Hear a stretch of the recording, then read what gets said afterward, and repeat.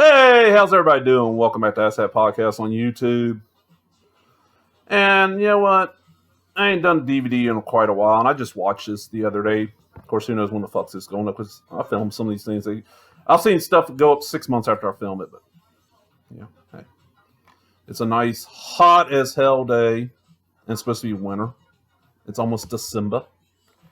But I just watched the movie the other day, and this is a kind of neat little find. I'll get into the details real quick.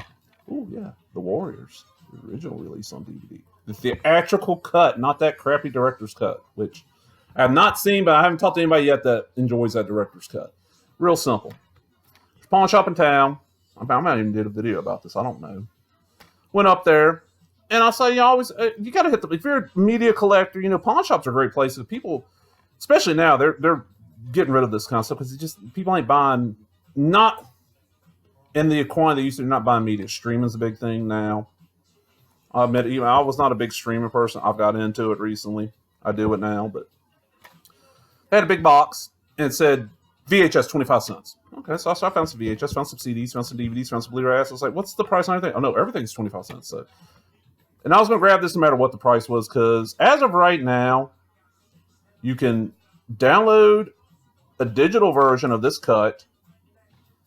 But there's no HD version. The Blu-ray is the director's cut. And I understand why the director, Walter Hill, is the director. He wanted to add a few things because he wanted to make people realize it was based on an old Greek story. And that he had these comic book transition panels, which I don't like. I've seen it that way. Now before I watched this the other day, I had not seen this movie since sometime in the late 80s. This is one of those that I remember hearing about as a kid because it came out in 79, so I was around. I was still young. I was between 5 and 6 when this came out. But, I've been wanting to see it again, so I found it and I threw it in. And I realized watching it how much a lot of the music I listened to was influenced, but a lot of stuff from this was used in songs. Like the guy clicking the balls going, "Warriors, come out and play." That was in, that's in a rap song sample. Matter of fact, I got some rap playing in the background right now. Real quick. What is this? This is I'll read the back. A battle of gigantic proportions is looming in the neon underground of New York City. The armies of the night number 100,000. They outnumber the police 5-1 tonight. They're after the Warriors, a street gang blamed unfairly for a rival gang leader's death. This contemporary action-adventure story takes place at night underground in the subculture of gang warfare that rages from Coney Island to Manhattan to the Bronx. Members of the Warriors fight for their lives, seek to survive in the urban jungle, and learn the meaning of loyalty. In this intense and stylized film is a dazzling achievement for cinematographer Andrew Laszlo. And as I said, it's based on a book, based on a novel by Sol Uric. I don't know that name, but it is. Screenplay is written by David Shaber. I don't know who that is. But Walter Hill did all the great Pam Grier blaxploitation films. Directed by Walter Hill. Now, what it is that these guys on the front, that's the Warrior. And that's the kind of thing I noticed about this movie is that all the gangs are multi-ethnic. You don't have town I grew up in, there was gang issues. It wasn't horrible. It wasn't oh my God, you don't wear this color. It wasn't that bad, but there was gangs. And it's gotten worse when I've been told. But this gang would be all black.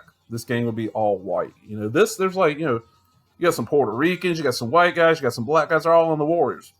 There's a big call, a truce is called. And you're supposed to show up at this park. This rival leader is trying to get everybody together and try to, I guess, establish a truce. No weapons are supposed to come.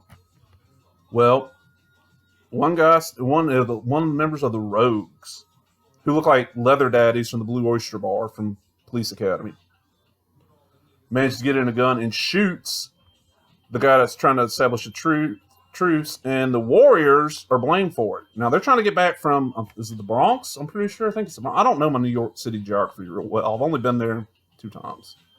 One time when I was really little, real young, and then one time when I was a little bit older, but, yeah. They got to get back. Coney Island's area. They're trying to get back. And every gang on the planet, every gang in the city's after them. And that's the whole thing. They're trying to get back. They're all hauling ass to the subway. We'll get on the subway, we'll get home. And then is the Amboy Dukes? What do I want to say? They're the Amboy Dukes. It's a Thornhill and Boys. It's a skinhead gang. They end up fighting with them. A fire gets started. The train has to stop, so they have to get off in rival gangs' territory. This is a gang called the Orphans. And this is where you get introduced to, and I wish there was a better picture of her on it. This girl right here, who I know from a lot of 70s movies, and she's right here. And I never realized to watching this, she looks like Michelle Rodriguez.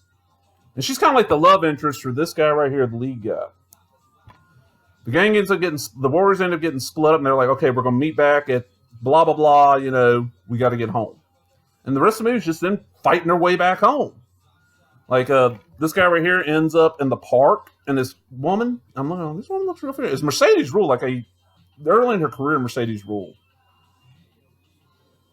And, she's an undercover cop, ends up handcuffing to the bench and all this stuff. There's a gang called the Baseball Furies that wear pinstripes, carry bats, and paint their faces. There's one that wears fedoras. I think there's the high hats. Each gang's got the orphans are all orphans. This guy right here, this Puerto Rican, I'm assuming he's Puerto Rican. He's got kind of fro. He looks Puerto Rican-ish. Puerto Rican-ish, is that even a word? I don't know. Looks Puerto Rican. Him and a couple others end up meeting with these girls. These girls invite them to a bar, and they're hanging out, and they think everything's cool.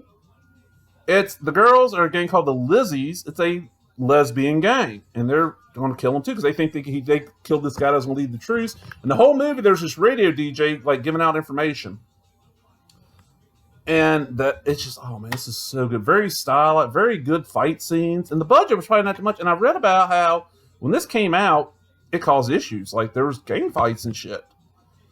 Because all the New York street gangs were going to go see us, and they're sitting in the theater and look across the aisle, and there's, the rival gang.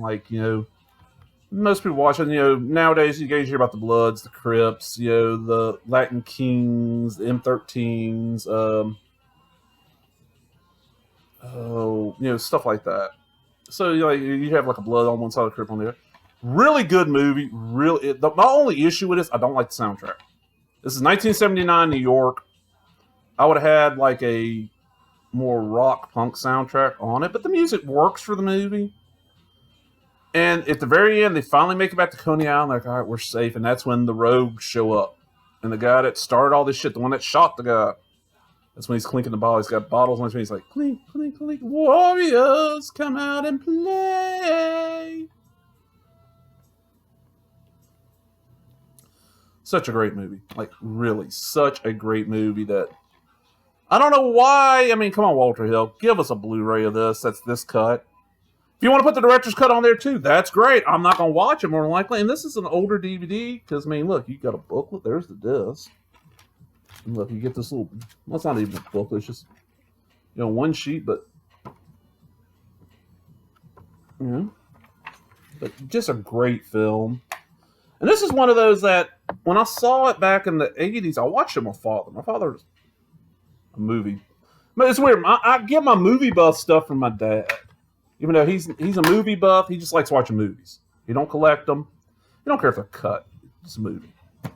But man, I hope y'all enjoyed that. If you've seen The Warriors, if you've seen the director's cut and enjoy more, just tell me, explain to me why. I'm curious. And there's a Warriors video game. Matter of fact, I'll throw it out there. Search on YouTube for Exploited Cinema. They put out an episode every once in a while about the old ones are going up. Bat 32 of Exploited Cinema. When I was watching this, me and him were talking about it. I was like, dude, I'm watching The Warriors. The good version. And he's like, hell yeah. Fucking Warriors, man. I hope y'all enjoyed it, man. If you did, give me that thumbs up, leave a comment, subscribe, all that stuff. Ring that bell. And you know what? I don't think I've done one of these. Come here, Mags. Pew! That's how you summon the maggot ass. This is my little puppy. You want to say bye-bye to everybody, Maggie? Bye-bye. Tell them bye-bye. Okay. Hope y'all enjoyed. Motherfucking Warriors. Talk to everybody later.